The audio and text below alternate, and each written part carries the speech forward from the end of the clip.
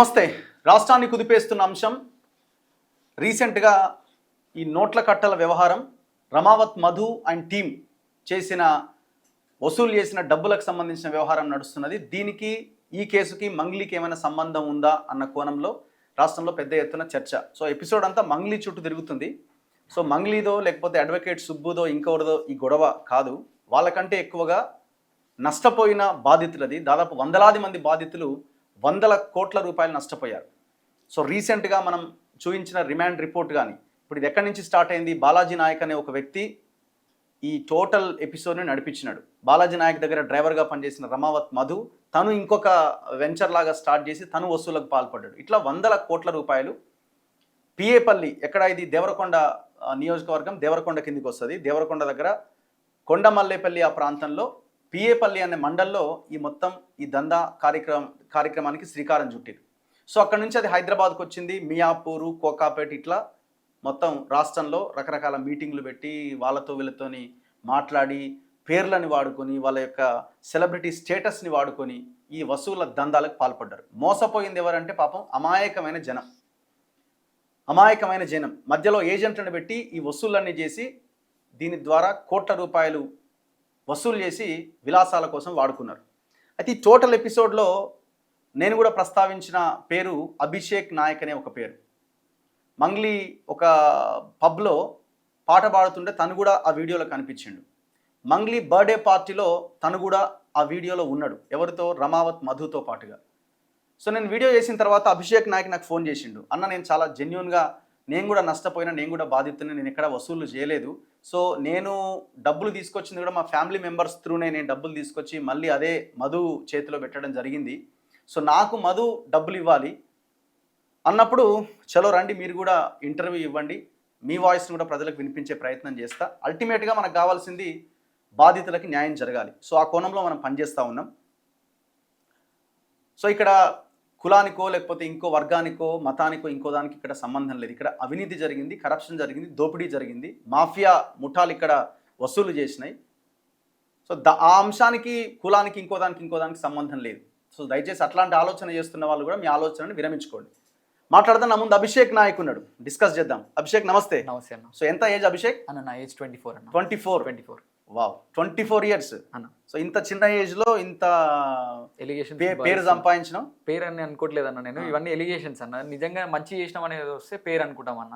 ఇవన్నీ చేయని తప్పులకి ఎలిగేషన్స్ భరిస్తున్నా అన్న. అంటే చేయని బరువుని మోస్తున్నా నేను.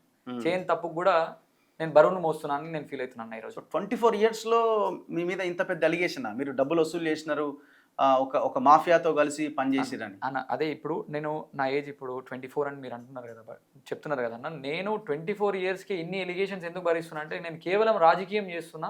రాజకీయంలోకి అది చిన్న వయసులో వస్తే మంచి పేరు వస్తుంది, ఇంకో ఎదుగుతున్న క్రమంలో ఇంకా మంచి మంచి పోస్టులు వస్తాయి అనుకున్నా. కానీ ఈ భరించలేనన్ని బాధలు వస్తాయి, ఇన్ని కష్టాలు వస్తాయి, ఇన్ని చేయని తప్పు కూడా నేరాలు మోపబడతాయి. నాతో పాటు నా కుటుంబం కూడా ఇంత సఫర్ అవుతుందని నాకు తెలియదు అన్న. ఇప్పుడు ఏ పార్టీలో ఉన్నావు? నేను బీఆర్ఎస్ పార్టీలో ఉన్నాను. బీఆర్ఎస్లోనే స్టార్ట్ చేసినావా కెరియర్? లేదన్న, నేను ఫస్ట్ కాంగ్రెస్ పార్టీలో ఉండే. ఎవరు ఆధ్వర్యంలో జాయిన్ అయ్యాను? నేను జాన్ రెడ్డి గారి సమక్షంలోనే పార్టీలో జాయిన్ అయినా. తర్వాత 2022లో జాయిన్ అయినా. నేను అప్పుడు బీటెక్ ఫైనల్ ఇయర్ చదువుతున్నా. నా బీటెక్ కూడా కంప్లీట్ కాలేదు. నాకు పాలిటిక్స్ అంటే ఇంట్రెస్ట్ ఉండే. ఏదైతే 2022లో జాన్ రెడ్డి గారిని పిలిపించి ఇప్పుడు ప్రస్తుతం ఇప్పుడు మా దేవరకొండ శాసనసభ్యులు మన నినాద్ బాలునాయక్ గారి ఆధ్వర్యంలోనే పార్టీలో జాయిన్ అయినా. ఒక 2000 మందితో నేను పార్టీలో జాయిన్ అయినా. ఆ తర్వాత నాకు పార్టీకి కొన్ని డిస్టర్బెన్సెస్ వల్ల నేను పార్టీ మారి బీఆర్ఎస్ లోకి రావడం జరిగింది. 2023లో నేను బీఆర్ఎస్ లో జాయిన్ అయినా. సో బీఆర్ఎస్ లో ఉన్నాను. కానీ నీ వీడియోలు చూస్తుంటే అసలు నువ్వు మామూలుగా సంపాదించినట్లేవు. నీ స్కార్పియోలు, నీ కథ, నీ హంగామా. ఇప్పుడు సోషల్ మీడియాలో ఈ డబ్బులన్నీ కూడా వసూలు చేసిన డబ్బులే అంటున్నా. అది నేను కూడా దానికి క్లారిటీ ఇచ్చుకోవాలి కదా. ఇప్పుడు మీరు అంటే ఇప్పుడు నాకు వీడియో నిజమేనా? అది కూడా మార్ఫింగ్? లేదు, అది నేను చేసిన వీడియోలో నేను అదొక్కటే కాదన్న. అది రీసెంట్ గా ఇన్స్టాలోనే ఉంది. అది నా 2024లో అదే ఇన్స్టాలో మీరు ఇంకా కొంచెం కిందికి స్క్రోల్ చేస్తుంటే నా ప్రతి బర్త్డే అంటే 2022లో కానీ 2023లో కానీ 2024లో కానీ ఎవ్రీ బర్త్డే కూడా నేను అట్లనే సెలబ్రేట్ చేస్తాను. ఆ స్కార్పియోలు అని నీయేనా? లేదన్న, నేను రెంట్కి తెచ్చుకుంటాం, లేకపోతే ఫ్రెండ్స్కి తెచ్చుకుంటాం, ఇంకెవరైనా తెచ్చుకుంటాం. ఉన్న బండ్లన్నీ కనిపించినవన్నీ మనమే ఉండవు కదన్న. నా స్తోమత తగ్గట్టు నేను చూపించుకోవడం. ఇప్పుడు పొలిటీషియన్ అన్నప్పుడు వాళ్ళది ఏముంటుంది అన్న, చూపించుకోవడం ఉంటుంది. మనం ఎట్లా అపీర్ అవుతాం అనేది పబ్లిక్ చూస్తుంటారు. 24/7 మనం పబ్లిక్ లో వాచ్ చేయబడతాం. కాబట్టి మనం ఎప్పుడు కూడా పాజిటివ్ రేంజ్ లోనే ఉండాలని చూపించుకుంటాం. కాబట్టి అట్లా మా ఫ్రెండ్స్ దగ్గర నుంచో లేకపోతే ఇంకెవరి దగ్గర నుంచి ఇంకా తెచ్చుకొని మేము ఆ బర్త్డే రోజు వరకు మాత్రం సెలబ్రేట్ చేసుకున్నాం. సో అందులో ఒక్క బండి కూడా నీది లేదా? నా సొంతం బండి ఒకటే, ఫార్చునర్ బండి. సో నీది ఓన్ నా ఓన్ మనీతో కొనుక్కున్నా నేను. నేను ఇప్పటికి కూడా చెప్తున్నాను, అదే వెహికల్ 40 lakhs, ఇప్పుడు దానిపైన 36 lakhs SBI బోయిన్పల్లిలో లోన్ ఉంది. మా తండ్రి పేరు పైన లోన్ ఉంది. మా తండ్రి గవర్నమెంట్ ఎంప్లాయ్.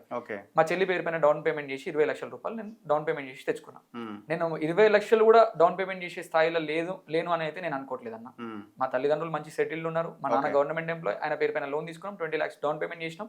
ఈ రోజు కూడా నేను ఆ వెహికల్ బయటికి రావాలని చెప్పి ఫైట్ చేస్తున్నాను కోర్టులో, హైకోర్టులో. ఇప్పటికి కూడా వెహికల్ సీజ్ చేసినారేమో. సీజ్ చేసినారు అంటే నేను కాన్స్టిట్యున్సీలో లీడర్, ఒక బీఆర్ఎస్ పార్టీలో నేను ఒక యాక్టివ్ రోల్ పోషిస్తున్నాను మా మండలంలో. నేను జెడ్పీటీసీ కంటెస్ట్ చేయాలని చెప్పేసి ఇప్పటి నుంచి కాదు, నా 2024 నుంచి కూడా నేను అదే వేవ్ లో తిరుగుతున్నా. ఓకే, నన్ను అరెస్ట్ చేసిన అక్టోబర్ 15కి నేను రిమాండ్ అయినా. ఇప్పుడు పాయింట్ ఏంటంటే, ఇప్పుడు మీరు సెటిల్డ్, వెల్ సెటిల్డ్ అన్నారు. మీరు అంత సెటిల్డా? అంటే ఉండడానికి తిరగడానికి అంటే అన్న లగ్జరియస్ లైఫ్ అనేది ఏం లేదన్న. ఉండడానికి తిరగడానికి తినడానికి ఉన్నంత వరకు అయితే బాగానే ఉన్నామన్న. ఇప్పుడు మీరు రమావత్ మధు బినామీ అంటున్నారు. లేదన్న, నాకు మధుతోని ఎట్లాంటి కూడా అంటే సంబంధం లేదని నేను చెప్పను. ఉంది, మేమిద్దరం కలిసి ఒక ల్యాండ్ పర్చేస్ చేసినాము. నేను ఆయనకు డబ్బులు ఇచ్చిన, ఆ ల్యాండ్ ఇద్దరం కలిసి పర్చేస్ చేసినాము. ఆ ల్యాండ్ ఒకటి మాత్రం నా పేరు పైన ఉందని చెప్పేసి, దాంట్లో మధు డబ్బులు ఉన్నాయని చెప్పేసి నన్ను ఇప్పుడు ఆయన బినామీ లాగా పోర్ట్రేట్ చేస్తాడు. పోలీసులు, నేనేం ఉత్తగా చెప్పట్లేదు, పోలీసులు ఇచ్చిన ఇన్ఫర్మేషన్ లోనే రిమాండ్ రిపోర్ట్ లో, ఇది గుడిపల్లి పోలీస్ స్టేషన్ పిఏపల్లిలో, ఆ ఎఫ్ఐఆర్ ఆ రిమాండ్ రిపోర్ట్ లో చాలా క్లియర్ గా ఒక పాయింట్ మెన్షన్ చేయబడి ఉన్నది.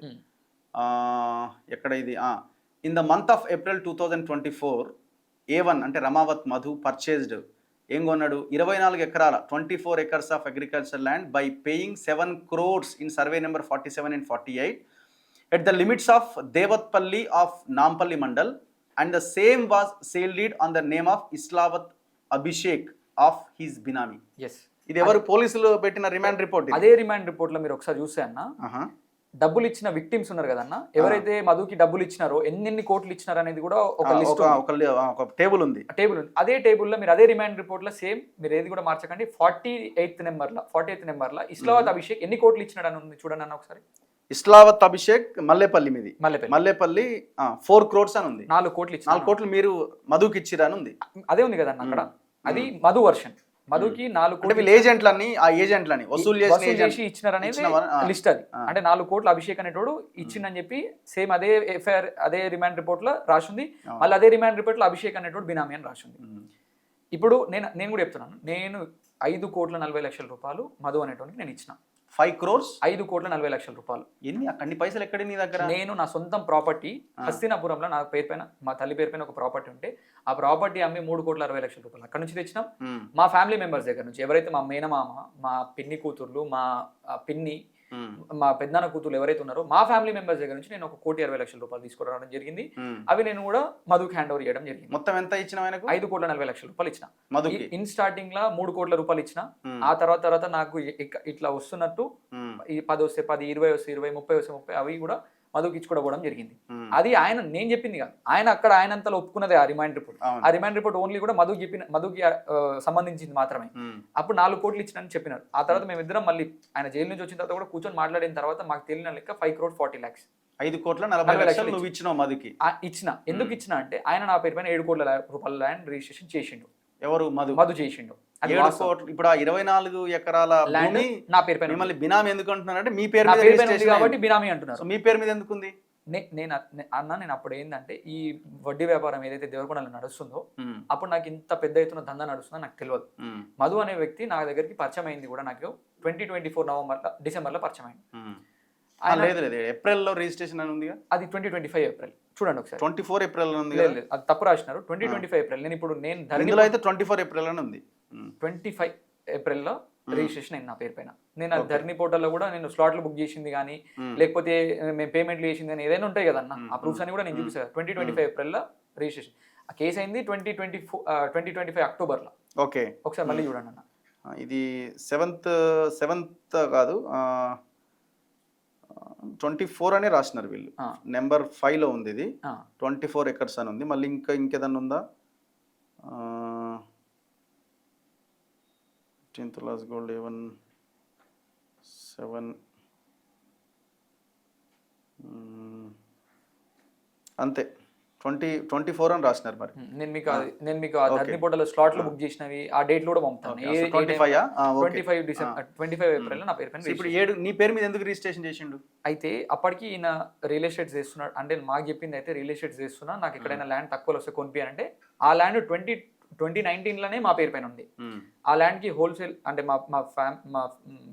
మా మదర్ కానీ లేకపోతే మా పార్ట్నర్స్ వేరే వాళ్ళు ఉన్నారు, ఒక 3-4 పేరు పైన ల్యాండ్ రిజిస్ట్రేషన్ అయి ఉంది. అది 2019 లో మేము కొన్నాం. అది ఆ కొన్న ల్యాండ్ ని నేను మధుకు చూపించడం జరిగింది. ఇక్కడ మాది ల్యాండ్ ఉంది కొంటావా అని అడిగితే ఆయన ఉండి కొంటా అన్నాడు. కొంటా అని చెప్పి మాకు సగం పేమెంట్ ఇచ్చిండు, ఇంకో సగం పేమెంట్ ఇవ్వలేదు. ఎంత పేమెంట్ ఇచ్చిండు? 3 కోట్ల దాకా ఇచ్చిండు మాకు.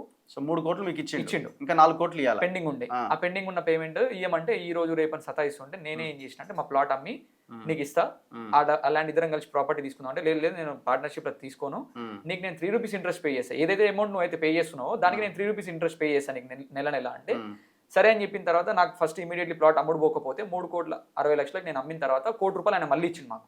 ₹4,00,00,000 మాకు ఇచ్చిండు.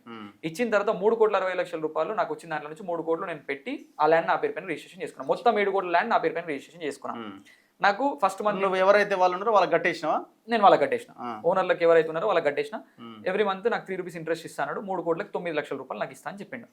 లేదు ఆ ల్యాండ్ 7 కోట్లకి మొత్తం ఆయన పేరు పైన చేసేస్తే 3 కోట్లకి ₹15 వడ్డీ ఇస్తా అని కూడా చెప్పిండు. నాకు నెలకి ₹45,00,000 రిటర్న్స్ ఇస్తా అని చెప్పిండు. అయితే నేను ఉండి నాకు వద్దు, నాకు ఏదైనా ఉంటే సేఫ్ సైడ్ లో ఉండాలి కాబట్టి నాకు ల్యాండ్ రిజిస్ట్రేషనే కావాలి, 3 రూపీస్ ఇచ్చినా పర్లేదని చెప్పి నేను ఓకే అనుకున్నా. ఫస్ట్ మంత్ నాకు 9,00,000 ఇచ్చిండు. ఫస్ట్ మంత్ ఇచ్చిన తర్వాత నుంచి ఆయన 9,00,000 ఇచ్చిన తర్వాత ఆయన చెప్పడం స్టార్ట్ చేసిండు, నన్ను పోక్ చేయడం స్టార్ట్ చేసిండు. నువ్వు చూసినావా, చెప్తే విన్నావా, ₹9,00,000 నీకు వచ్చినాయి కదా, నా మాట విను, ఇంకొక 2 కోట్లు ఇంకొక 3 కోట్లు పెట్టుకుంటే 18,00,000 వస్తాయి కదా, నీ పేరు పైన ఎట్లా అదనంగా ₹7,00,00,000 ల్యాండ్ ఉంది కదా, ఇంకో 2 కోట్లు ఇంకో 3 కోట్లు అని చెప్పడం నాకు ఆడడం స్టార్ట్ చేసిండు. నేను అదే మాట మా ఇంట్లో చెప్పలేకపోయినా నేనేం చేసిన అంటే ఇంట్లో తెలియకుండా మా ఫ్యామిలీ మెంబర్స్ దగ్గర నుంచి అక్కడ ఇక్కడ నా పేరు పైన ల్యాండ్ ఉంది కదా, మీకు ఎందుకు భయం, నేను ఉన్నా కదా అని చెప్పి ₹1 వడ్డీకి ₹2 వడ్డీకి నేను తీసుకొచ్చి వీనికి ₹3 వడ్డీకి ఇవ్వడం జరిగింది. అట్లా ₹5,40,00,000 వరకు అంటే నేను ఒకటేసారి 3 కోట్లు ఇచ్చిన, ఆ తర్వాత మెల్లమెల్లగా 10 వస్తే 10, 20 వస్తే 20, 30 వస్తే 30 అట్లా ఇచ్చుకుంటూ పోయినా. అట్లా ₹5,40,00,000 ఆయన సైడ్ ఇచ్చిన, ఆయన నాకు ₹7,00,00,000 ల్యాండ్ రిజిస్ట్రేషన్ చేసిండు. ఇది జరిగిన ప్రాసెస్. ఆయన నాకు ఇచ్చిన ఇంట్రెస్ట్ కూడా 1 మంత్ ఇచ్చిండు. ఒకటే నెల 9,00,000 ఇచ్చిండు. ఆ తర్వాత నుంచి నాకు ఎప్పుడు కూడా వడ్డీ ఇవ్వలే. ఏప్రిల్ నా పేరు పైన రిజిస్ట్రేషన్ అయింది. అయిన తర్వాత 2 months లో మధుని రిమైండ్ చేయడము, ఆయన డబ్బులు ఇవ్వడం ఆపేయడము. శరద్ పవార్ గారు ఇప్పుడు ఎస్పీ నల్గొండ ఉన్నారు, వాళ్ళని పిలిచి కౌన్సిలింగ్ చేసిండు, మధుని, బాలాజీని, ఇంకా వాళ్ళ ఏజెంట్లని, తదితరులు వాళ్ళందరినీ. అప్పుడు కూడా నన్ను ఎక్కడ విలువలేదు, ఎందుకంటే నా పాత్ర లేదు కాబట్టి. అప్పటికి నా పేరు పైన ల్యాండ్ ఉంది, అప్పటికి కూడా నేను అరెస్ట్ అయినావు కదా, చెప్తాను అది కూడా చెప్తున్నాను. జూన్లో వీళ్ళని పిలిపించి కౌన్సిలింగ్ చేశారు, అక్కడ ఎక్కడ కూడా అభిషేక్ పేరు లేదు. మెల్లమెల్లగా ఏమైంది, నా పేరు పైన నేను డబ్బులు ఇచ్చుకోకపోయినా ఆయన నా పేరు పైన చేసుకోవడం, ఆయన ఇంట్రెస్ట్ చేయడం పని చేసిండు. నేను కూడా రోజు అడుగుతున్నాను, నేను ఒకటే మాట అన్నాడు, నీ పేరు పైన ల్యాండ్ ఉంది కదా, నీకు ఎందుకు టెన్షన్, ఎప్పటికైనా నీకు డబ్బులు అయితే ఇస్తా కదా, నీకు ఇస్తేనే చేయలేకపోతే చేయొద్దు అన్నట్టు కూడా మాట్లాడాడు. ల్యాండ్ రిజిస్ట్రేషన్ కూడా ఇస్తేనే చేయలేకపోతే లేదన్నట్టు కూడా మాట్లాడాడు. సరే నా డబ్బులు నాకు వచ్చిన రోజే నేను నీకు రిజిస్ట్రేషన్ చేస్తాను కూడా చెప్పిన తర్వాత అక్టోబర్లో ఎప్పుడైతే జెడ్పీటీసీ ఎలక్షన్స్ వచ్చినాయి, అప్పుడు 42% రిజర్వేషన్ బిల్ వల్ల హైకోర్టులో మనకి స్టే వచ్చింది. ఆ స్టే రాకపోవడం, ఎలక్షన్ కోడ్ కూడా పడ్డది అప్పుడు, మీకు కూడా తెలుసు అన్న. ఎలక్షన్ కోడ్ పడ్డప్పుడు కూడా దేవరకొండ మల్లెపల్లిలో నేను చాలా యాక్టివ్గా తిరుగుతున్నాను అప్పటికి పాలిటిక్స్లో. నేను జెడ్పీటీసీ కంటెస్ట్ చేయాలని ఇప్పటి నుంచి కాదు, నాకు మధు పరిచయం కాకముందు నుంచే నేను కాంగ్రెస్ పార్టీ 2022లో నేను కాంగ్రెస్ పార్టీలో జాయిన్ అయినప్పటి నుంచి నేను మల్లెపల్లి పైన ఏదో ఒకటి పోటీ చేయాలి, ఎంపీపీఓ, జెడ్పీటీసీఓ, ఏదో ఒక మండల స్థాయిలో ఉండాలనుకున్నా. చిన్న ఇళ్ళ రాజకీయంలోకి వచ్చింది కూడా ఏంటంటే ఏదో ఒక పోస్ట్లో ఉండాలని నేను ఆ మోటివ్లోనే తిరుగుతున్నా. ఆ క్రమంలోనే నేను పాలిటిక్స్లో తిరుగుతున్నా, యాక్టివ్ చేస్తున్నా అని చెప్పేసి నన్ను పడిపడక, లేకపోతే మా పార్టీ వాళ్ళు ఉండొచ్చు, ఎక్స్ పార్టీ వాళ్ళు ఉండొచ్చు, అక్కడ శాసనసభ్యులు ఉండొచ్చు, ఇంకెవరైనా ఉండొచ్చు, నన్ను ఆ కేసులో ఇరికేయడం జరిగింది. నన్ను అంటే నేను ఇప్పుడు నువ్వు డబ్బులు వసూలు చేసి ఆయనకి ₹1,40,00,000 ఉన్నట్టు నీ ల్యాండ్ కాకుండా ఇంకేదో డబ్బులు ఇచ్చినావు, ఎవరి దగ్గర నుంచి తెచ్చినావు? మా సొంత మేనమామ, బయట వాళ్ళ వ్యక్తుల దగ్గర నుంచి. ఇప్పుడు పిఏపల్లిలో అభిషేక్ ఎవరంటే మరి నా దగ్గరకు వచ్చి డబ్బులు వసూలు చేసిన ఎవరైనా బయటకు వస్తే నేను ఇస్తా డబ్బులు, నేను గ్యారంటీ. సో నువ్వు ఎవరి అవుటర్స్ దగ్గర నుంచి ఇప్పటి వరకు కూడా అన్న మధు అనే వ్యక్తి పైన 120 కేసులు అయినాయి మా గుడిపల్లి పోలీస్ స్టేషన్. బాలాజీ అనే వ్యక్తి పైన 206 కేసులు అయినాయి. మల్లెపల్లి పిఏపల్లి పోలీస్ స్టేషన్ పరిధిలో అభిషేక్ నాయక్ పైన ఒక్క కేసు మాత్రమే జరిగింది.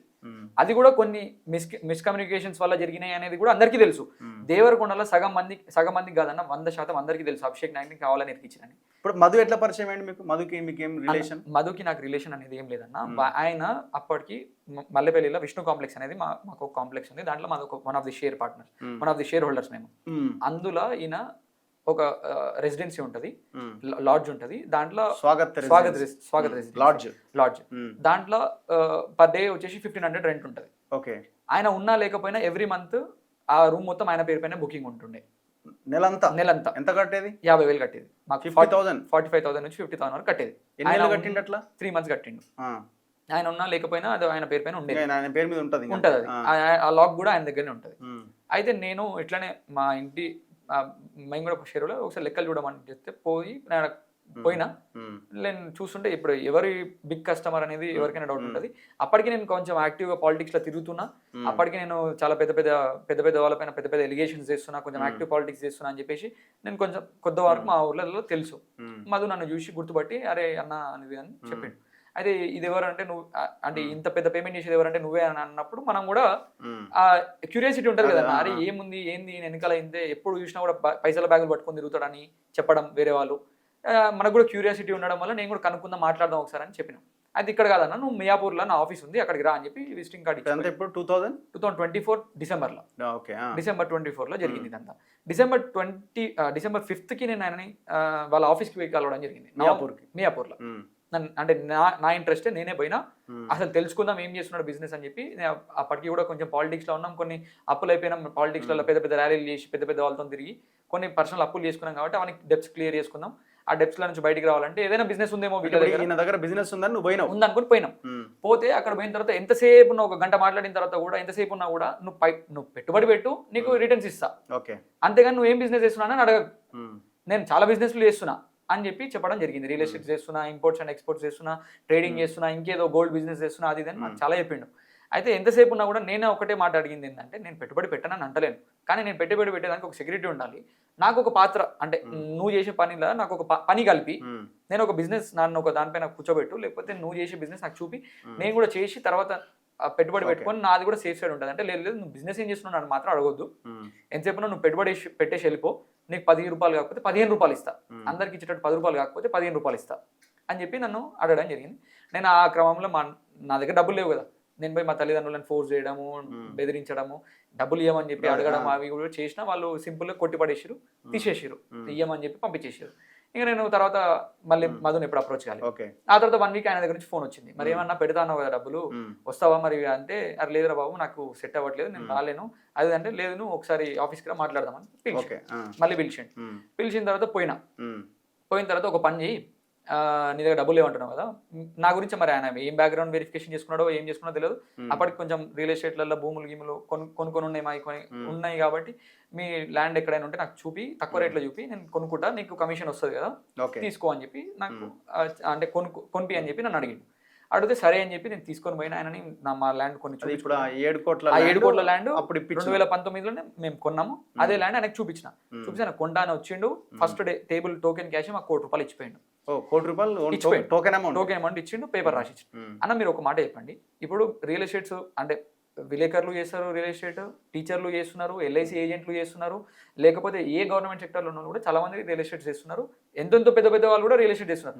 మీరు ఒక ప్లాట్ కొనడానికి పోయినప్పుడు మీరు ఆ ప్లాట్ వాల్యూ ఎంత, మీరు ఎంత డబ్బులు ఇస్తున్నారని మాత్రం అడుగుతారా, టైంకి ఇస్తారని అడుగుతారా, లేకపోతే ఈ ₹1 నువ్వు ఏం నుంచి తెచ్చినావు, నువ్వు దొంగవా లంగవా అని అడుగుతారా అన్న?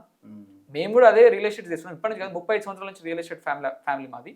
మేము ఎవరు వచ్చినా కూడా ప్లాట్ మాకు మేము అనే రేటు మాకు వచ్చిందా, మేము అనుకున్న రేటు మాకు వచ్చిందా, మేము అమ్మేస్తాం, అట్లనే ఉంటాం. ఎంతసేపు ఉన్నా కూడా మధు దొంగతనం చేసుకొచ్చిండా, మధు వడ్డీకి తీసుకొచ్చి, ఇప్పుడు నేను కూడా చాలా ఆస్తులు కొంటుంటా అన్న, నా దగ్గర డబ్బులు సరిపోతే నేను అప్పు తీసుకొచ్చి కొంటుంటా నేను కూడా. మరి ఆయన అంతమందిలో ఫినాన్షియల్ ఫ్రాడ్ చేసి తెస్తుండే, ఇదంతా మనకు తెలియదు అన్న. అప్పటికి ఆయన ఇట్లాంటివి చేస్తున్నాడు కూడా నాకు తెలియదు. తెలుసుంటే మేము అసలు ముందర అడుగు కూడా సరే మొత్తానికి డబ్బులు ఇచ్చిండు, చేసుకున్నాడు రిజిస్ట్రేషన్. అదే ఆ ప్రాసెస్ లో నేను డబ్బులు ఇచ్చిన, ఆయన డబ్బులు ఇచ్చిన, ఇద్దరు పొత్తులో నా పేరు పైన రిజిస్ట్రేషన్ చేసుకున్నాం. నేను తర్వాత కూడా కొన్ని డబ్బులు ఇచ్చిన, అది ఇప్పుడు ఆ ల్యాండ్ కూడా సీజ్ లో ఉంది, CID కస్టడీలో ఉంది. సో ఇప్పుడు ఈ బంధం ఏడు దాకా పోయింది చివరికి? మేము ఈ డబ్బు అయిపోయింది, భూమి మీద అయింది, కింద మీద అయింది, పైసలు లేదు, మొత్తం నీ పేరు మీద రిజిస్ట్రేషన్ అయిపోయింది. నీ డబ్బులు ఆయన దగ్గర రోజు అంటే ఇప్పుడు ఆ డబ్బులు ఇచ్చే క్రమంలో ఆ ఇంట్రెస్ట్ తీసుకునే క్రమంలో ఇద్దరు ఒకరినొకరు క్లోజ్ అయినా బాండింగ్ పెరిగింది. బాండింగ్ పెరిగింది. అది జస్ట్ స్పాన్ ఆఫ్ 3 months లో, ఓకే 3-4 months లోనే మా ఇద్దరం క్లోజ్ అయిపోయినాం. క్లోజ్ అయిపోయిన తర్వాత ఇప్పుడు ఈ స్వాగత్ రెసిడెన్సీకి పైసలు వస్తుండేనా, నోట్ల బ్యాగులు తీసుకొని వస్తుండేనా? అది మనకి ఆయన చూడలేదు, కదా. నేను ఎప్పటి వరకు చూడలేదు. ఆయన బ్యాగులో బట్టలు తీసుకొస్తున్నా, పైసలు తీసుకొస్తున్నా మనకు తెలియదు కదా, చెప్తుంటే వినడం. ఆయన ఎప్పుడు ఏ బ్యాగ్ తీసుకోపోయినా కూడా డబ్బులే ఉంటాయని అంటారు ఎవరైనా కూడా. ఇంకా మనం కూడా చెప్తుంటే వినడం తప్ప మనం ఎప్పుడు జిప్ ఓపెన్ చేసి చూడలేదు, ఏం చూడలేదు. దాంట్లో బట్టలు ఉన్నాయా పైసలు ఉన్నాయని మనకు తెలియదు. అయితే మంగ్లీ ఇష్యూ ఇప్పుడు పబ్లో అభిషేక్ ఉన్నాడు, బర్త్డే పార్టీలో అభిషేక్ ఉన్నాడు, అది కూడా నేను ఎక్స్ప్లెయిన్ చేస్తాను. ఇప్పుడు మంగ్లీ ఎక్కడ ఎంటర్ అయింది అయితే అన్న జూన్లో. ఇప్పుడు కాదు, నా పాయింట్ ఏంటంటే అభిషేక్, మధు, మంగ్లీ తమ్ముడు, ఇప్పుడు ఈ 4 క్యారెక్టర్లలో మీరు ఎక్కడెక్కడ మీట్ అయినారు, ఏం జరిగింది అన్న? ఇప్పుడు మంగ్లీ ఎట్లా, మీరు మంగ్లీని ఎప్పుడు చూసినారు మీరు? ఫస్ట్ టైం మేము ఎప్పుడు చూసినామంటే అన్న, ఇప్పుడు మీరు ఏదైతే వీడియో చూపిస్తున్నారో ఆ పబ్లో ఇట్లా సైడ్ అయిపోతున్నాను అన్న. నేను ఆ రోజు వీడియో తీస్తున్నారనో లేకపోతే ఈ వీడియో ఇంకా ఫ్యూచర్ లో వైరల్ అవుతుంది, తొలి వెలుగు రఘువన్న దగ్గరకు వస్తుంది, నన్ను ఇట్లా బ్లేమ్ చేశారని నేను భయపడి జరగలేదన్న. నేను ఆ రోజు పాలిటిక్స్ చేస్తున్నాను. ఓకే, నేను ఇప్పటివరకు కూడా నా లైఫ్ లో ఇప్పటివరకు తాగలేదన్న. నేను ఎప్పుడు కూడా మందు తాగడం కానీ వేరే షోకులు ఇట్లాంటివి లేవు నాకు. నేను పబ్లో పోయినా, పిలుచుకుపోయింది ఏం పబ్ అది? తబలా రెస్టారెంట్ అని చెప్పేసి, tabla bar and kitchen something ఏదో మన ఎక్కడ ఉందో అది, నానక్రమ్ కూడా గచ్చిబౌలి ఏరియాలో ఉంటుంది. ఓకే, అయితే ఏ మంత్ ఇది? జూన్లో 2025 జూన్లో మధు పాసెస్ తీసుకొచ్చినాడు. మధుతో పాటు ఇంకో ఇద్దరు కూడా ఉన్నారు, వాళ్ళ ఊరు వ్యక్తులు ఉన్నారు, వాళ్ళ డబ్బులు ఇచ్చిన వాళ్ళు కూడా ఆ వీడియోలో కూడా కనిపిస్తున్నారు. నలుగురం పోయినాం మేము మొత్తం. ఆ నలుగురు మీరు పబ్ మంగ్లీ షో అనే పోయారు. మంగ్లీ షో అని పోయినాం. ఆ షోకి మాకు పాసెస్ ఎవరికి దొరికినాయి? మధుకు దొరికినాయి. అవి ఎట్లా దొరికినాయి, ఎక్కడ నుంచి తెచ్చుకున్నాడు మాకు తెలియదు. తీసుకుపోయిండు, పోయినాం అందరం కలిసి ఆడ ఫ్రంట్ రోడ్ లో నిలబడ్డం, పాటలు ఎంజాయ్ చేస్తున్నాం. ఆ వీడియో తీసినప్పుడు నేను ఎందుకు సైడ్ జరిగినా అంటే అన్న, నేను పాలిటిక్స్ లో ఉన్నా. ఇప్పుడు అట్లాంటి కల్చర్లలో ఉన్నామంటే మనం పబ్లిక్ ఏం మెసేజ్ ఇస్తున్నాడు అది బాగుండదు అని చెప్పి, అరే అది వీడియో తీసే అబ్బాయి కూడా దేవరకొండ అబ్బాయి కాబట్టి అరే ఆపర బాబా అని సైడ్ జరిగిన. నేను భయపడి జరగలేదన్న. అట్లాంటి కల్చర్ లో మనం ఉంటే బాగుండదు అని చెప్పి పక్కకి జరిగిన. ఇప్పుడు నాకు కూడా పర్సనల్ లైఫ్ ఉంటుంది. మీరైనా రికార్డ్ చేసింది ఎట్లా బయటకు వచ్చింది అది?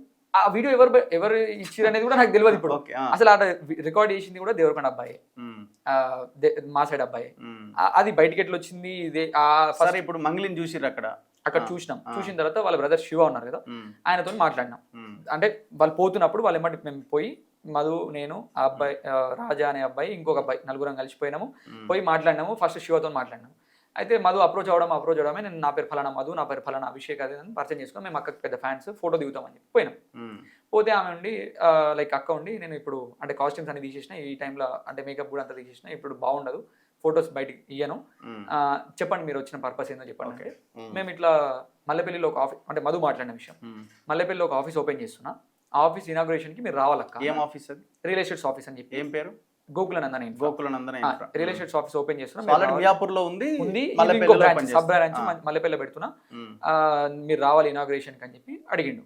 అయితే అక్కడ అక్క కూడా స్పందించి ఏమన్నారంటే, నేను ఇట్లాంటి చిన్న చిన్న వాటికి వచ్చి నా ఇమేజ్ ని డ్యామేజ్ చేసుకోలేను, లేదు మీరు ఇట్లా ఏదైనా చేయండి, లైక్ టీచ్ ఫెస్టివల్ లేకపోతే సేవలు చేయండి, ఇట్లాంటి మన కమ్యూనిటీ ప్రోగ్రామ్స్ ఏమైనా చేయండి, పెద్ద ఎత్తున చేయండి, నేను ఫ్రీగా అంటే ఛార్జ్ చేయకుండా మీకోసం వచ్చి నేను ఫ్రీగా పార్టిసిపేట్ చేసిపోతా అని చెప్పి అన్న తర్వాత అక్క వెళ్ళిపోయింది.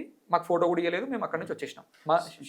ఫస్ట్ మీట్ అయిపోయింది. ఫస్ట్ మీట్ అక్కడ. శివన్ మళ్ళీ తర్వాత శివన్ కలిసి శివని మళ్ళీ తర్వాత అదే పార్టీలో శివతో మాట్లాడారు. మళ్ళీ మాట్లాడినాం.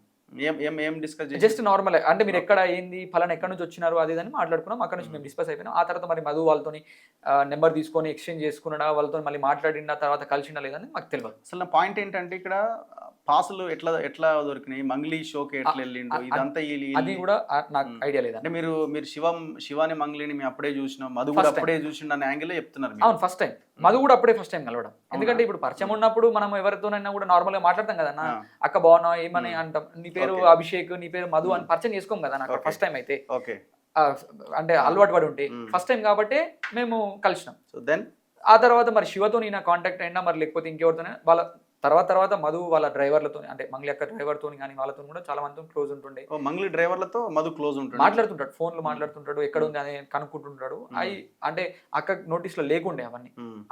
మీరు ఎట్లా చెప్తారు? నాకు తెలుసు, ఎందుకంటే నేను చెప్తా.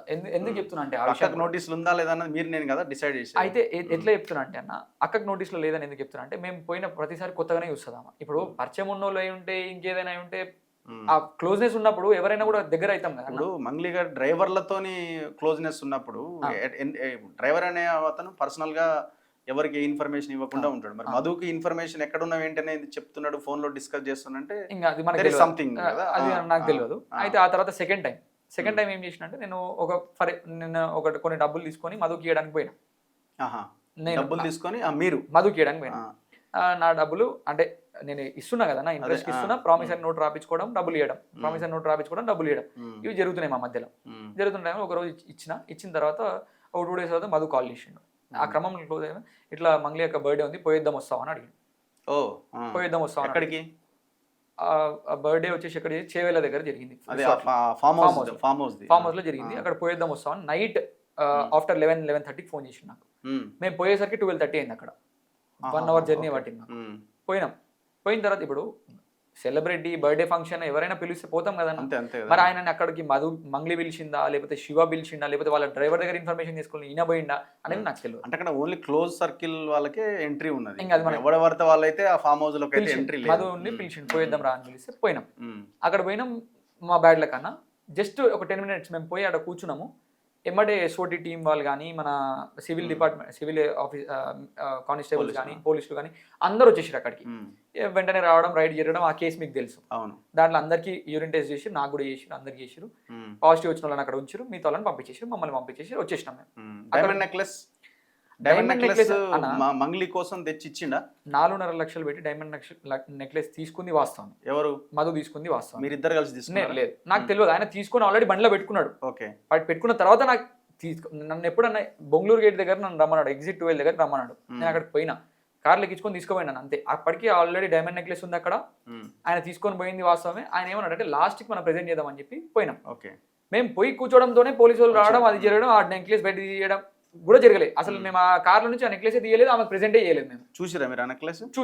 ఇప్పుడు ఎవరికైనా ఇప్పుడు డైమండ్ నెక్లెస్ అంటే క్యూరియాసిటీ, ఇప్పటి వరకు గోల్డ్ తప్ప చెప్తాడు కదా.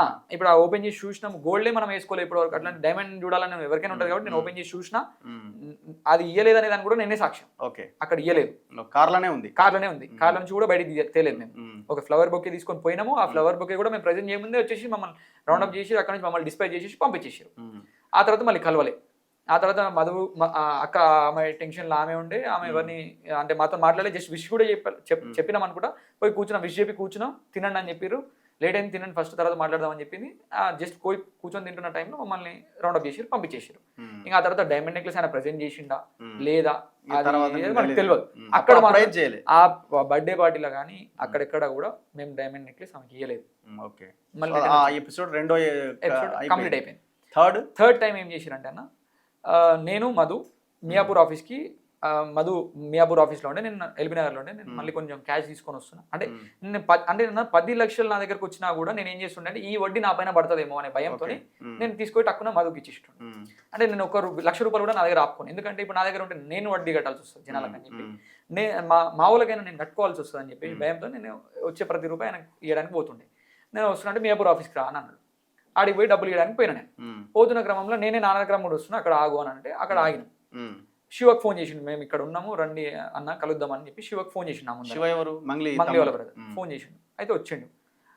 అప్పటికి మరి మేము బర్త్డే పార్టీ తర్వాత నుంచి అసలు ఆ ఎపిసోడ్ తర్వాత నుంచి మంగ్లీ అక్క ఎవరో, మధు ఎవరో, అసలు వాళ్ళతో నాకు ఇంకా కాంటాక్టే లేదు. అసలు నేను కనుక్కోవట్లేను. కాంటాక్ట్ అంటే నేను ఇంకా వాళ్ళతో మెయింటైన్ చేస్తలేను ర్యాప్. ఆ తర్వాత శివకు ఫోన్ చేసిండు. శివ వచ్చిండు నా ముందరైతే వచ్చిన తర్వాత వాసవి అని ఇప్పుడు ఏదైతే ట్రెండ్స్ అపార్ట్మెంట్ అని చెప్తున్నారు కదా, వాసవి ట్రెండ్స్ మన కరెక్ట్ గా మన ఎగ్జిట్ 19 మనం ఎగ్జిట్ అవుతున్నప్పుడు, గచ్చిబౌలి దగ్గర ఎగ్జిట్ అవుతున్నప్పుడు ఆ లెఫ్ట్ సైడ్ కి పెద్ద టవర్ కనిపిస్తుంది, Vasavi trends colour Vasavi trends apartment. అది అక్కడ వాళ్ళ ఫ్లాట్ ఉంది. అందులో ఎవరిది? మంగ్లీ గారిది ఉంది. అక్కడ లేదు, వాళ్ళు పక్కన ఉంటారు. ఇంకో ఫ్లాట్ ఆమెకు అక్కడ రెంట్కి ఇచ్చింది. వాళ్ళు అప్పటికే కూడా దాన్ని సేల్ చేద్దామని చెప్పేసి వేరే నో బ్రోకర్ సైట్లలో కానీ లోకల్ బ్రోకర్స్ కి చెప్తున్నారు, తిరుగుతున్నారు.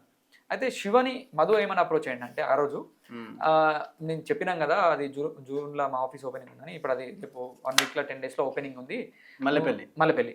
ఒకసారి అక్క వస్తే చాలా బాగుంటది. ఆ రోజు మేము అక్కని కలవలేదు, కలిసినాం. ఆ రోజు కూడా కలిసినాం.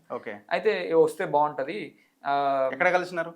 అదే వాసవి దగ్గరికి Friends. అక్క వచ్చి అది యాక్చువల్ ఏంటంటే వాళ్ళు రెంట్కి ఇవ్వకుండా తర్వాత ఏం చేశారంటే వాళ్ళు ఒక స్టూడియోలో క్రియేట్ చేసుకున్నారు దాన్ని. ఓకే. ఏదైనా అంటే ఫ్రెండ్స్ గ్యాదరింగ్స్ కానీ లేకపోతే ఏదైనా ఈవెంట్లో పోవడానికి ముందు మేకప్ చేసుకోవడానికి వాళ్ళ టీం మొత్తం అక్కడ ఉండడానికి వాడుకుంటున్నారు ఆ ఫ్లాట్ని. యాజ్ ఇట్ ఈస్గా దాన్ని సేల్ కూడా పెట్టినారు. అయితే మేము ఆ ఫ్లాట్ దగ్గరికి అక్క ఇక్కడికి రెడీ అవ్వడానికి వస్తుంది, వెయిట్ చేయండి అని చెప్పిండు.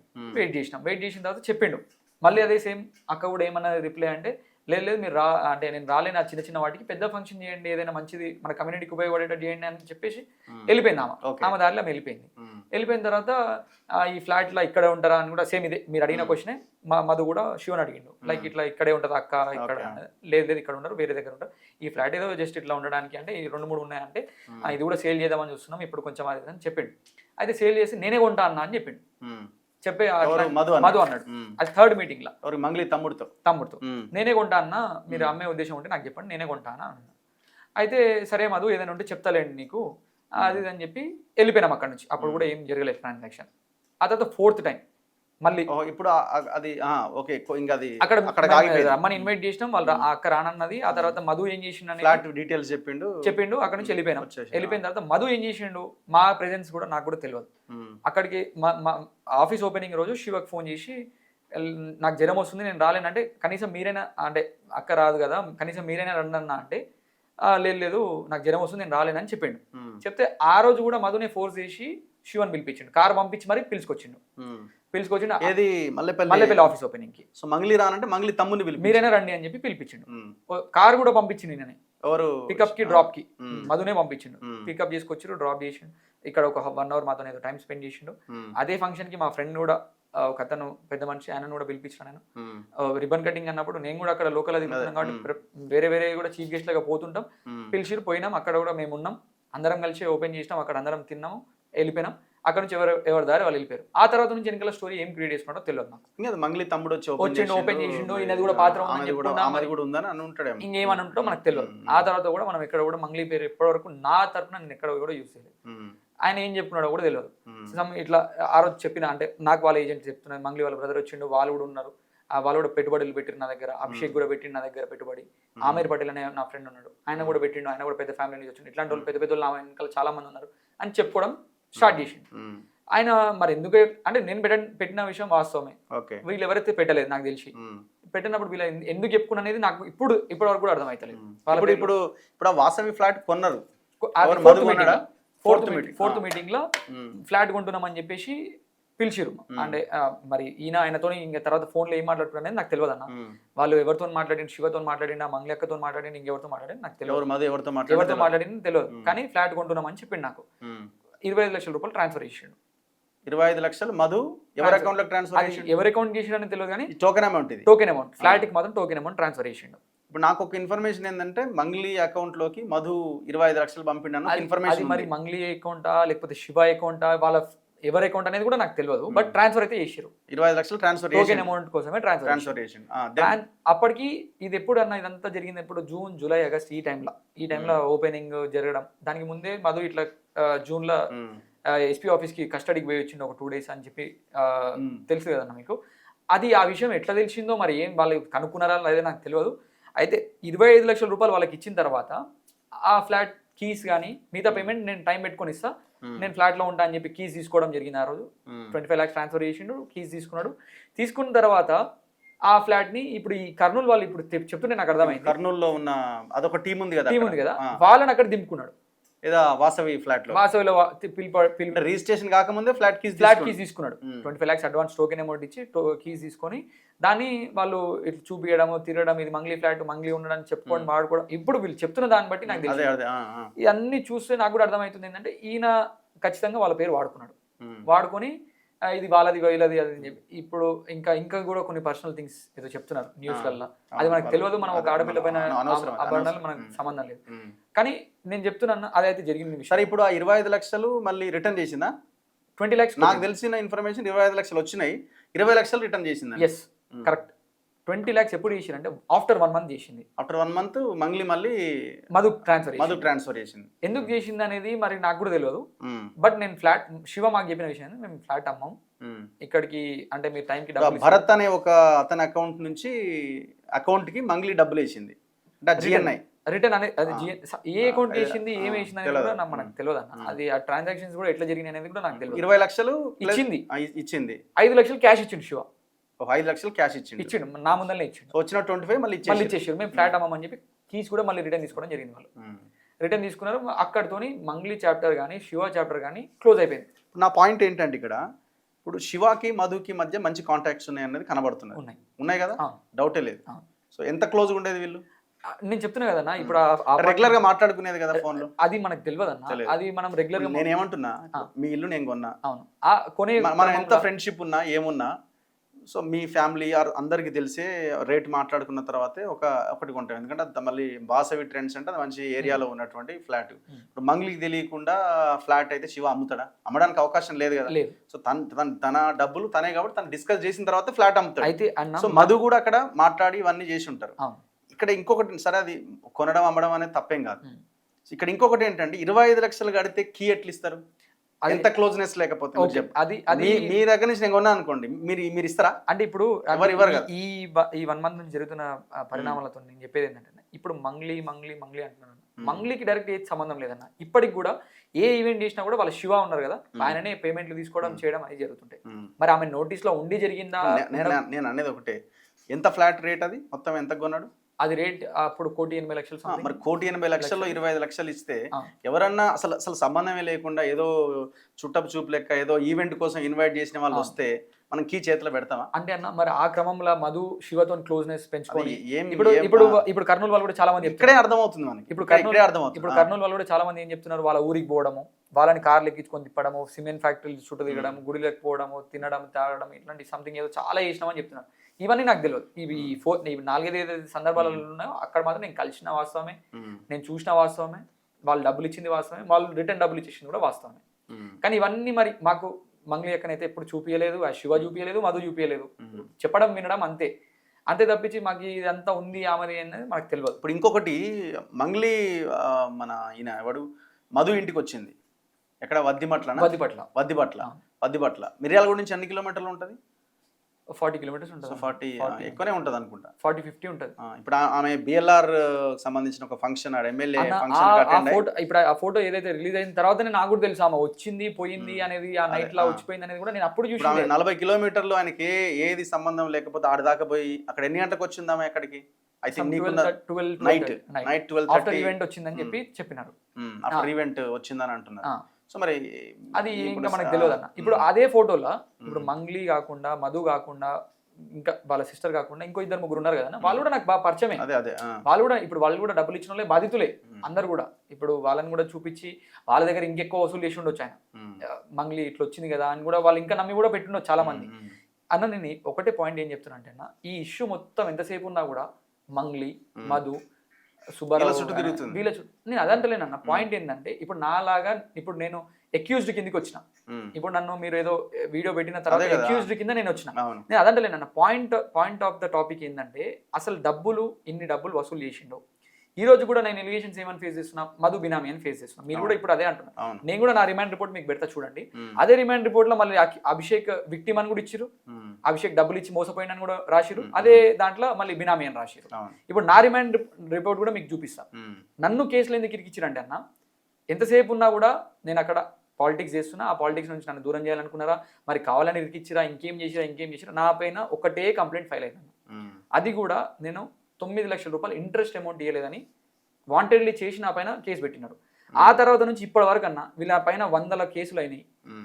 3 సార్లు 4 సార్లు రిమాండ్ అయ్యారు. బాలాజీ అనే వ్యక్తి, మధు అనే వ్యక్తి పోయిన ప్రతిసారి 60 రోజులు 70 రోజులు జైలు తీసి వస్తున్నారు.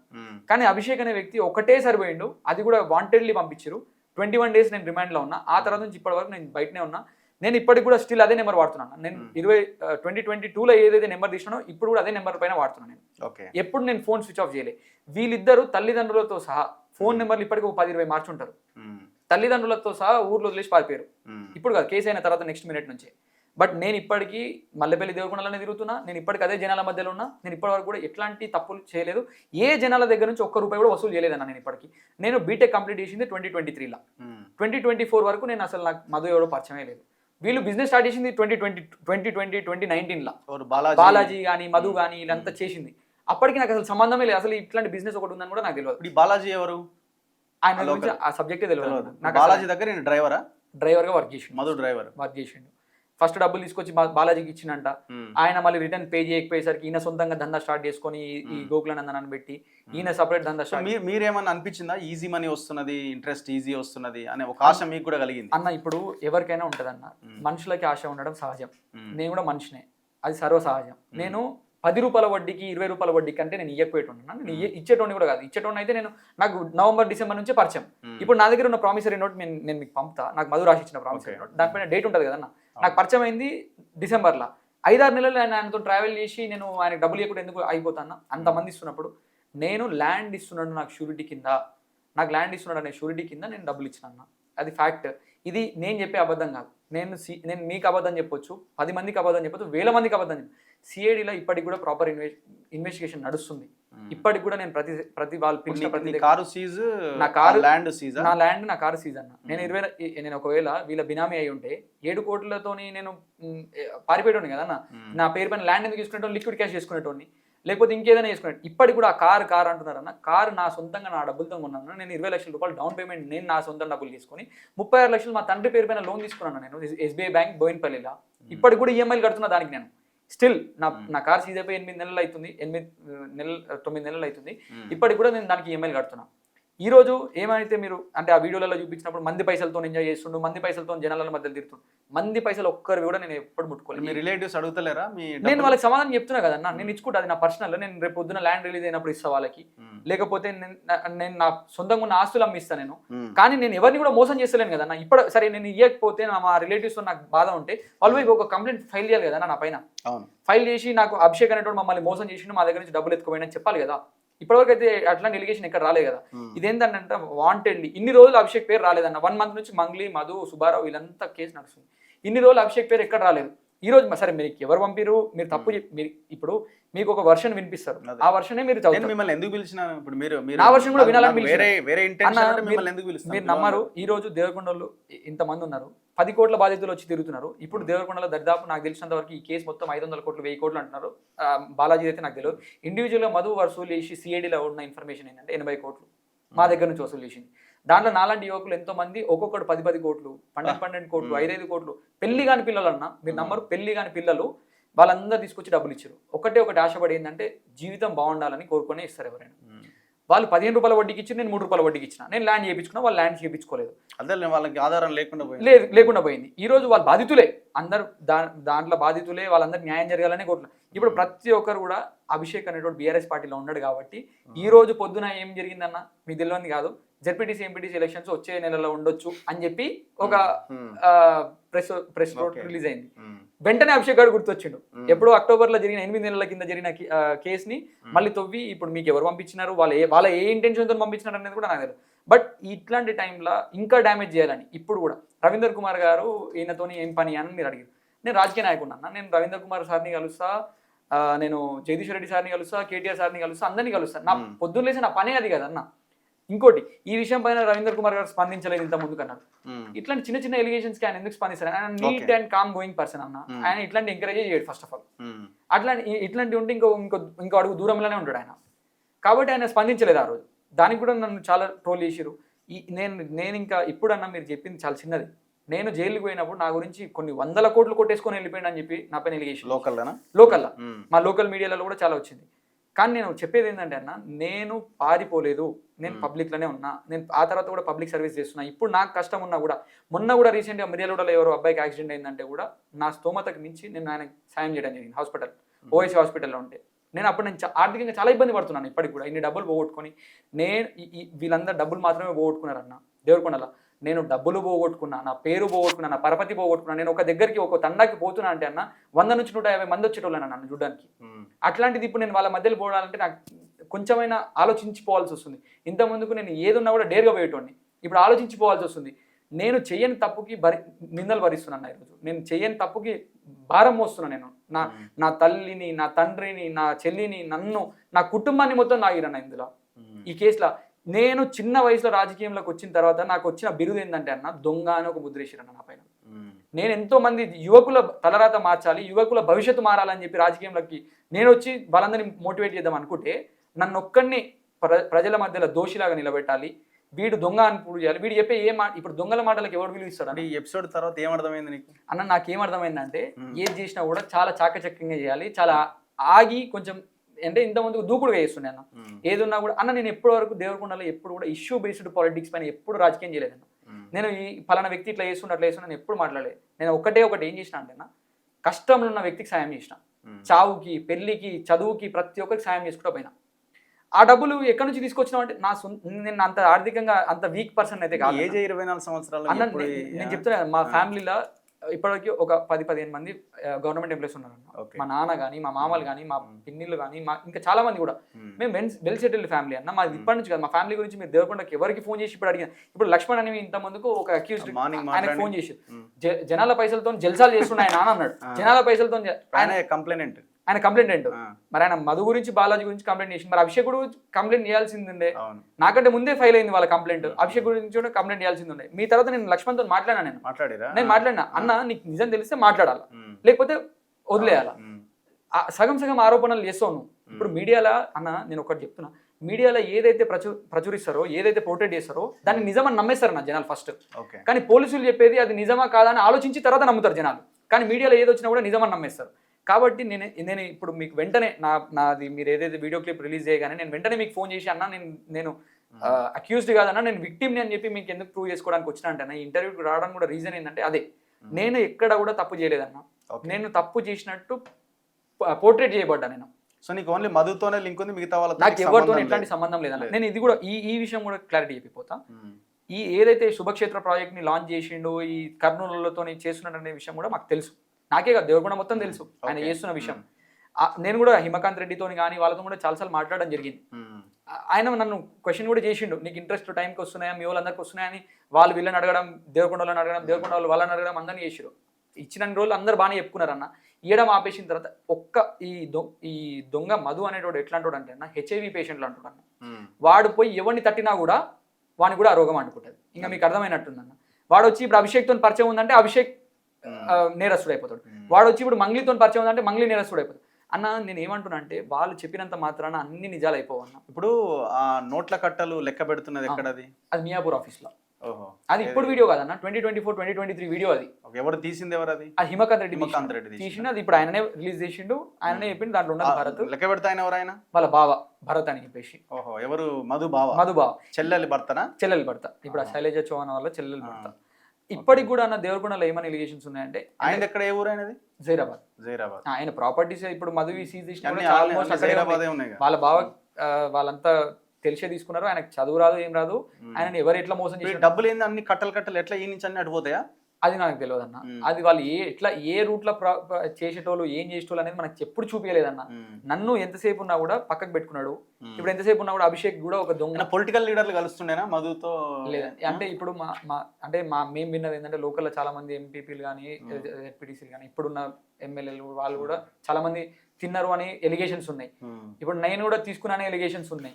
కానీ నేను ఇప్పుడు వచ్చి చెప్పుకున్నా కాబట్టి నాకు తెలుస్తుంది. నేను తినే ఇప్పుడు వాళ్ళ లేకుండా మనోడు ఒక్కడే చేయడం అంత ఈజీ కాదు కదా. ఇంకా ఆయన వెనకాల ఇప్పుడు తెచ్చిన లిక్విడ్ ఏడ పెడుతున్నాడు అసలు, ఎటు ట్రాన్స్ఫర్ చేస్తున్నాడు.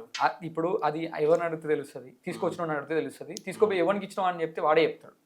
ఇప్పుడు హిమకాంత్ రెడ్డి ఉన్నారు అంటున్నారు, ఇంకెవరో బండి శివ అంటున్నారు, ఇంకెవరో భరత్ చౌహాన్. వీళ్ళంతా కూడా మనకేం అంత పర్సనల్ బాండింగ్ లేదు. కాకపోతే మేము కలిసినాము వాళ్ళతో కొన్ని 2-3 మీటింగ్లకు నన్ను కూడా తీసుకుపోయిండు. ఆ పాపం ఆ బాధితులు ఎవరైతే ఉన్నారో వాళ్ళ దగ్గర నన్ను కూడా తీసుకుపోయిండు, చెప్పిపించిండు. ఇట్లా ఉంది ఇట్లా చెప్పు అని చెప్పిపించిండు. మాకు టైంకి వస్తున్న ఇంట్రెస్ట్ అని నేను కూడా చెప్పినప్పుడు వాళ్ళు ఇట్లా ఇన్వెస్ట్మెంట్లు తీసుకుంటున్నారు, వాళ్ళ దగ్గర ఇట్లా మోసం చేస్తున్నారని మాకు తెలియదు. నిజంగా 1 or 2 స్క్వేర్ నన్నే కాదు, మా దగ్గర ఉన్న ఏజెంట్లు ఎవరైతే ఉన్నారో ఆయన తరఫున ఎవరైతే ఏజెంట్లు 10 కోట్లు 12 కోట్లు పెట్టినారో వాళ్ళందరినీ తీసుకొని పరిచయం చేసిండు. వాళ్ళని మళ్ళీ పెళ్ళికి తీసుకొచ్చి ఒకరినొకరిని వాడుకొని డబ్బులు వసూలు చేసింది వాస్తవం అన్న. ఫైనల్ గా మేము చెప్పేది ఏంటంటే అన్న, చాలా మంది బాధితులు ఉన్నారు. ఇప్పుడు మంగ్లీ కేసులో ఇరుక్కపోయిందా ఎట్లా? ఆమె వాళ్ళ తమ్ముడు ఏమైనా ఇరికిచ్చే తన వల్ల ఇబ్బంది పడ్డదా? ఇప్పుడు మనకి ఏం తెలియదు. ఇప్పుడు మనకి తెలియదు అన్న, ఎందుకంటే మనకు తెలియంది ఒక ఆరోపణ చేసిన వెళ్ళలేదు ఇక్కడ నుంచి. కాబట్టి నేను ఏమంటున్నా అంటే వాళ్ళ మధ్యలో ఎన్ని ఇన్వెస్టిగేషన్ జరిగితే మేము కూడా అదే చెప్తాను. 8 months నుంచి ఇన్వెస్టిగేషన్ జరుగుతుంది అన్న.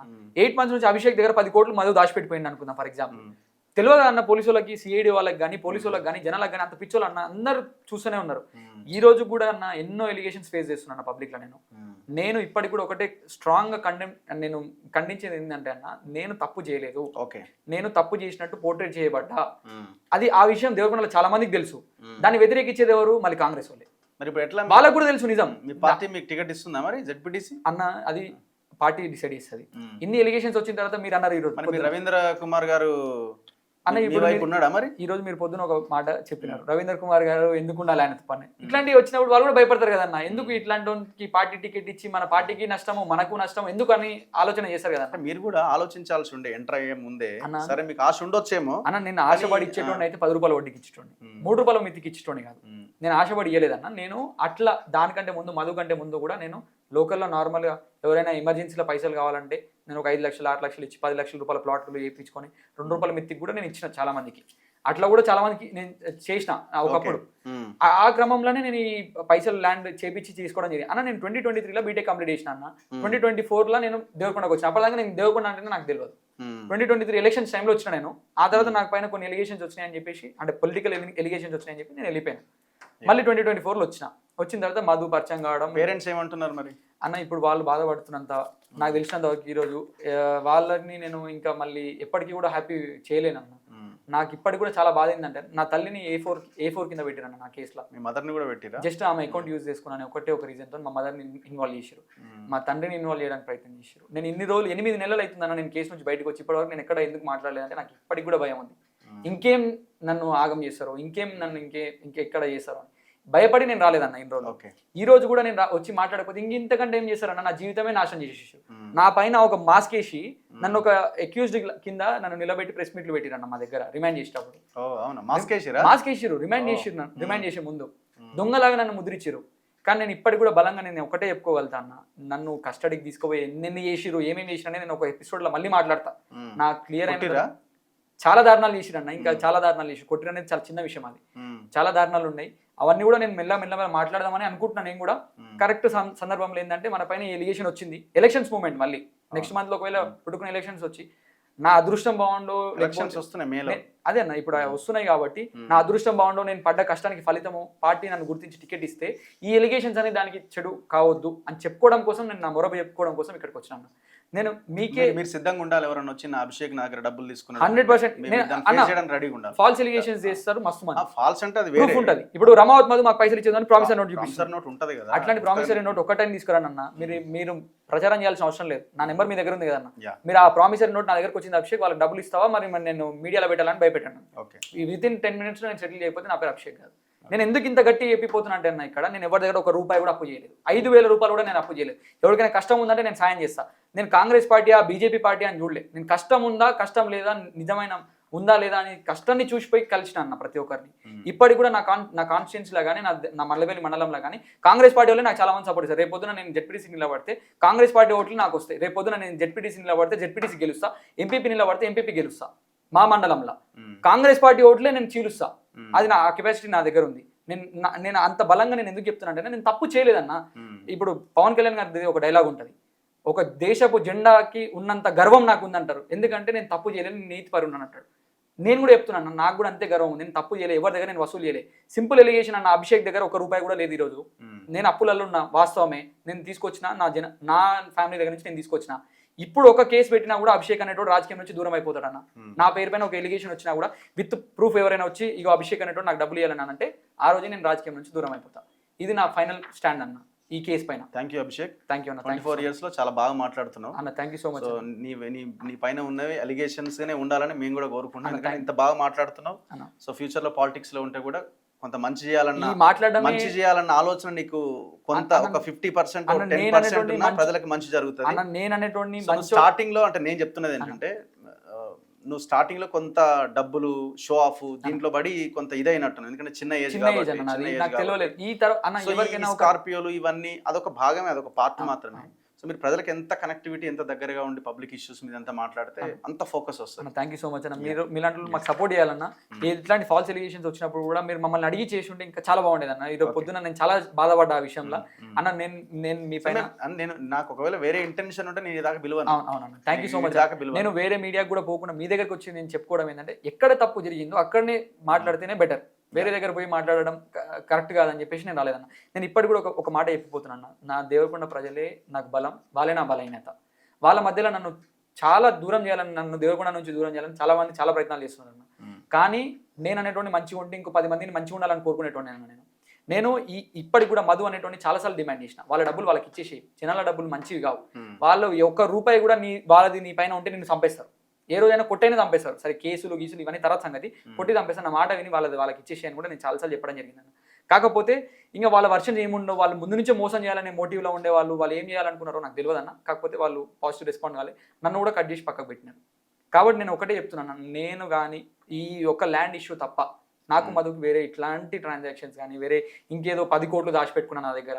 వాన్ డబ్బులు నా దగ్గర ఆన్లైన్ ట్రాన్సాక్షన్స్ ఇప్పటి వరకు ఆన్లైన్ ట్రాన్సాక్షన్ లేదన్న. నా తల్లి అకౌంట్ నుంచి వాన్ అకౌంట్ కొట్టినా మాత్రం ఉండే, కానీ వాడు నాకు ఎప్పుడు ఆన్లైన్ ట్రాన్సాక్షన్ చేయలేదు ఇప్పటి వరకు. ఇంకా వేరే రిలేషన్స్ కూడా ఉన్నాయి. ఇంకెవరో బినామీ నేనని, ఇంకెవరో డబ్బులు నా దగ్గర దాచిపెట్టిపోయారని. నేను ఎవరి దగ్గర ₹1 కూడా తీసుకోలేదన్న. అమ్మాయిల కాన్సెప్ట్ ఏదో వినబడుతున్నది, ఓ రకరకాలుగా అన్న. నేను చెప్తున్నా కదా, ఈ ఎలిగేషన్ చేయడానికి 100 చేయొచ్చు అన్న, ఏమని చెప్పొచ్చు. నేను కూడా చెప్తా, ఇప్పుడు ఎన్నో చెప్పి వెళ్ళిపోతా ఎవరి గురించి అయినా. కానీ అది తప్పన్న. ప్లీజ్ థ్యాంక్ యూ, మీరు ఇట్లా సపోర్ట్ చేయాలని నేను కోరుకుంటున్నాను. నేను తప్పు చేయలేదు కాబట్టి సపోర్ట్ చేయమంటున్నా. నేను నిజంగానే తప్పుడు మనిషిని కాకపోతే మేము ఈ కేసుని చూస్తున్నాము, ఏం జరుగుతుంది అన్నది తప్పకుండా. ఇప్పుడు భవిష్యత్తులో మీకు కాల్ వచ్చే అవకాశం కూడా ఉండొచ్చు. Thank you so much. Thank you Abhishek, thank you very much. So ఇది ఈ టోటల్ ఎపిసోడ్లో అభిషేక్ వర్షన్ ఇది. ఏదేమైనా బాధితులకి న్యాయం జరగాలన్నదే మన ఆలోచన. సో బాధితులు కూడా బయటకు రండి. ఇప్పుడు ఏదైతే వీళ్ళ ఆస్తులు ఏవైతే ఉన్నాయో అవన్నీ జప్తు చేసి ప్రభుత్వమే అవసరమైతే ఒక ఎంక్వైరీ కమిషన్ వేసి అవన్నీ ప్రజలకి డిస్ట్రిబ్యూట్ చేయాల్సిన, ప్రజలకు పంచాల్సిన అవసరం ఉన్నది.